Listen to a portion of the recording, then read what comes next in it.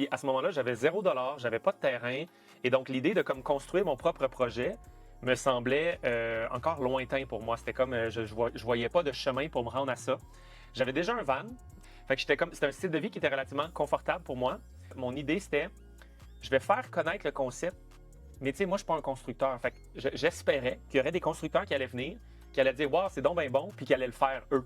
Donc, c'est là que ça partit. Puis et encore, tu sais, quand je parle de l'humilité, dans le sens que moi, quand je donnais les conférences, au début, là, il y avait peu de gens, puis les gens me posaient des questions, puis je savais pas la réponse. Je ne savais pas. Mais au lieu de faire semblant de savoir, je leur disais, donne-moi ton nom, numéro de téléphone, et je vais te rappeler ou te renvoyer un courriel avec la réponse. Je connais pas la réponse, mais je vais la trouver.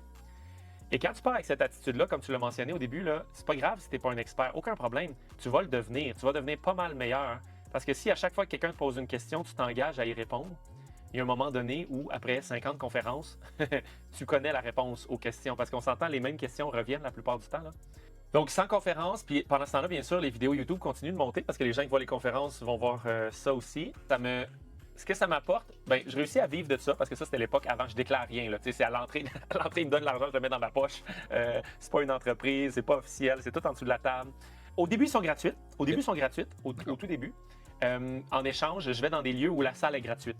Okay. Mais éventuellement, il y a deux choses qui se passent. Premièrement, ben, si je veux le faire dans certaines salles, il faut que je paye pour la salle. Fait que là, ça me coûterait quelque chose. Fait que là, je suis comme, ouais, si ça me coûte quelque chose de donner la conférence, ça commence à être moins le fun. Puis l'autre chose, c'est que je me rends compte, il y a un événement super marquant dans ma vie. En fait, je suis dans une de ces soirées-là. Puis je donne la conférence, puis il y a un homme qui vient me voir, puis il dit, pour vrai, ta conférence vient de changer ma vie. C'est comme, ça va donner une nouvelle destination à ma vie. C'était extraordinaire. Puis j'avais juste un petit pot dans lequel il pouvait donner du type, qu'il pouvait donner une contribution volontaire.